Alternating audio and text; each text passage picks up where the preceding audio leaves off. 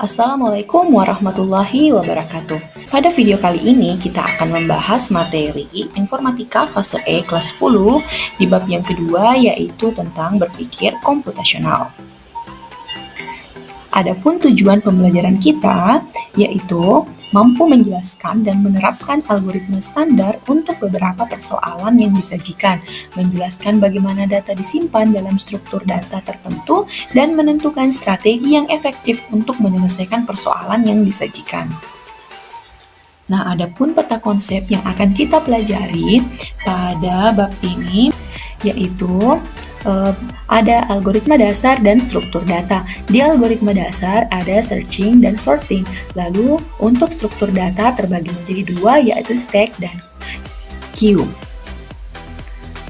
Nah, kegiatan utama dalam berpikir komputasional adalah penyelesaian masalah atau problem solving. Nah, gunanya untuk menemukan solusi yang efisien, efektif, dan optimal sehingga solusi itu bisa dijalankan oleh manusia maupun mesin. Dengan kata lain, kegiatan dalam berpikir komputasional ialah mencari strategi untuk mengatasi persoalan. Jadi ini ya intinya dari berpikir komputasional, kita mampu menemukan solusi ya dari suatu persoalan.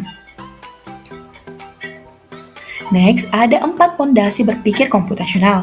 Yang pertama ada abstraksi, algoritma, dekomposisi, dan juga pola. Nah, yang pertama abstraksi. Abstraksi adalah menyarikan bagian penting dari suatu permasalahan dan mengabaikan yang tidak penting, sehingga memudahkan fokus kepada solusi. Nah, contoh sederhananya, yaitu ketika kita berada di sebuah ruangan yang di dalamnya terdapat banyak benda, dan ingin mencari buku dalam ruangan tersebut. Nah, tentu mata kita hanya akan fokus kepada benda yang berhubungan dengan buku, serta mengabaikan benda-benda lain di sekitarnya, seperti mainan, meja makan, kasur, dan benda lainnya, karena kita tahu bahwa fokus kita hanya mau mencari buku. Nah, untuk bentuk-bentuk yang tidak seperti buku itu kita abaikan. Nah, seperti itu yang namanya abstraksi. Lalu yang kedua ada algoritma. Algoritma adalah menuliskan otomasi solusi melalui berpikir algoritmik atau langkah-langkah yang terurut untuk mencapai suatu tujuan atau solusi. Nah, jika langkah yang teruntut ini diberikan ke komputer dalam bahasa yang dipahami oleh komputer, kita dapat memerintah komputer mengerjakan langkah tersebut. Nah, adapun ini contoh algoritma pembuatan kopi instan yang biasa kita lakukan dalam kehidupan sehari-hari. Yang pertama, siapkan gelas, masukkan kopi, tuang air panas, tambah gula, aduk. Lalu jika kurang manis, kembali ke poin 4, yaitu menambahkan sedikit gula lagi. Nah, jika sudah pas, maka kopi selesai dibuat. Jadi intinya ketika kita berbicara tentang algoritma, itu artinya adalah kita berbicara tentang langkah-langkah yang runtut ya, yang terurut. Next, ada dekomposisi. Jadi dekomposisi masalah adalah langkah di mana kita memecah suatu masalah atau tugas menjadi lebih kecil dan efisien agar lebih mudah dikerjakan. Nah, contoh sederhana mendekomposisi masalah adalah memasak. Nah, sebelum memasak tentunya hal pertama yang dipikirkan adalah apa yang akan dimasak, bahan apa yang dibutuhkan, bagaimana cara memasaknya. Nah, dari setiap bagian tersebut akan diselesaikanlah sehingga masalah utama yaitu memasak akan terselesaikan pula. Kan jadi sebelum kita memasak dipikir dulu, apa yang akan saya masak, bahan-bahannya apa saja. Nah, nanti setelah semua jawaban itu terkumpul, setelah dimasak jadilah sebuah masakan. Selesailah masalah memasak. Ya, seperti itu ya maksud dari dekomposisi. Selanjutnya adalah pola. Jadi, pola adalah teknik solusi masalah dengan menyimak pola persoalan tersebut. Nah, dengan menggunakan teknik pengenalan pola, maka seseorang itu bisa membuat prediksi dan mencari jalan pintas untuk mencari solusi dari suatu masalah. Nah, contoh pengenalan pola bisa kita lihat dalam kehidupan sehari-hari, misalnya smartphone, HP kita. Untuk membuka kunci layarnya, dia bisa mengenali wajah ataupun suara kita. Nah, kita juga bisa melakukan transkripsi seperti mengubah suara menjadi teks, ya kan? Nah, itu adalah manfaat dari pengenalan pola. Nah, selanjutnya kita ke algoritma dasar. Terbagi menjadi dua, yaitu pencarian atau searching, lalu pengurutan atau sorting. Next, searching adalah sebuah metode pencarian guna menemukan data atau informasi yang sedang dicari dalam sebuah kumpulan data yang memiliki tipe data yang sama. Nah, searching atau pencarian, contohnya mencari buku di perpustakaan atau mencari informasi di internet. Next, selanjutnya adalah sorting atau pengurutan.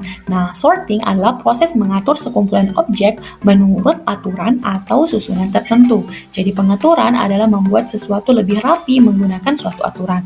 Contoh sorting misalnya pengurutan tinggi badan pada barisan gerak jalan. Jadi disusun yang depan paling tinggi sampai di belakang yang paling pendek. Lalu yang kedua mengurutkan nama sesuai abjad. Nah, itu merupakan proses sorting. Selanjutnya, ada teknik algoritma untuk melakukan pengurutan. Yang pertama adalah bubble sort, algoritma pengurutan data dengan menukar dua data yang bersebelahan saat data tersebut urutannya tidak benar. Jadi, ada data bersebelahan ditukar posisinya ketika memang urutannya tidak benar. Itu yang disebut dengan bubble sort. Selanjutnya adalah insertion sort. Ini adalah metode pengurutan data dengan melakukan penempatan setiap elemen data pada posisinya dengan membandingkan dengan data-data yang telah ada. Lalu ada quick sort. Quick sort adalah algoritma pengurutan data dengan teknik memecah data menjadi beberapa bagian. Selanjutnya ada lagi yang namanya selection sort. Selection sort adalah teknik pengurutan dengan cara mencari nilai tertinggi atau terendah di dalam suatu array, kemudian menempatkan nilai tersebut di tempat yang semestinya. Nah, algoritma ini dapat mengurutkan data dari data besar ke kecil ataupun dari data kecil ke besar. Lalu selanjutnya adalah merge sort. Ini adalah membagi masalah menjadi beberapa bagian, kemudian mengurutkan setiap bagiannya. Selanjutnya, kita menggabungkan bagian yang telah diurutkan kembali menjadi satu. Jadi ada 5 ya teknik algoritma yang dipelajari. Selanjutnya kita ke struktur data.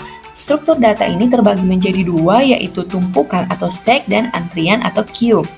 Nah, stack atau tumpukan itu adalah sebuah kumpulan data yang diletakkan di atas data lainnya, seperti sebuah tumpukan.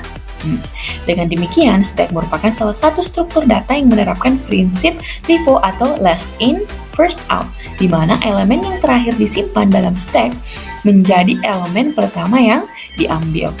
Misalnya kita menyusun buku pertama, buku kedua, buku ketiga, dan buku terakhir. Nah, yang buku terakhir inilah kalau kita mau ambil buku, tentunya buku yang terakhir yang akan pertama kita ambil karena posisinya itu yang paling atas. Selanjutnya adalah queue atau antrian.